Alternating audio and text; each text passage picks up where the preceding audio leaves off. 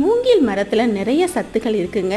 அந்த மூங்கில் மரம் 40 வருஷம், அதாவது 40 வருஷத்துக்கு அப்புறம் மூங்கில் மரத்துலேருந்து மூங்கில் அரிசி கிடைக்கும்னு சொல்லுவாங்க.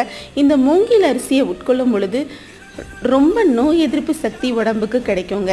இந்த மூங்கிலில் ஒவ்வொரு மருத்துவ குணம் நிறைஞ்சுதுங்க. இந்த மூங்கில் இலையிலிருந்து, அதாவது காற்றடிக்கும் பொழுது இந்த மூங்கில் இலையில பட்டு அந்த காற்றை நம்ம சுவாசிக்கும் பொழுது உடம்புக்கு நோய் எதிர்ப்பு சக்தி கிடைக்குங்க. வீட்டில் செடி வைக்க வசதி இல்லைன்னா கூட ஒரு தொட்டியில் இன்டோர் பிளான்ட்டாக இந்த மூங்கிலை நீங்கள் வளர்த்து பாருங்கள். உடம்புக்கு அவ்வளோ ஒரு நல்ல எதிர்ப்பு சக்தி அதன் மூலமாக கிடைக்குங்க.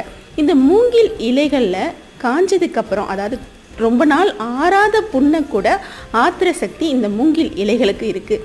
அதை பவுடர் பண்ணி நீங்கள் தேங்காய் எண்ணெய் கலந்து புண்பட்ட இடத்துல தடவி வந்தீங்கன்னா நல்ல ஒரு மாற்றம் தெரியும். தழும்புகள் கூட சரியாகும். முயற்சி செஞ்சு பாருங்கள்.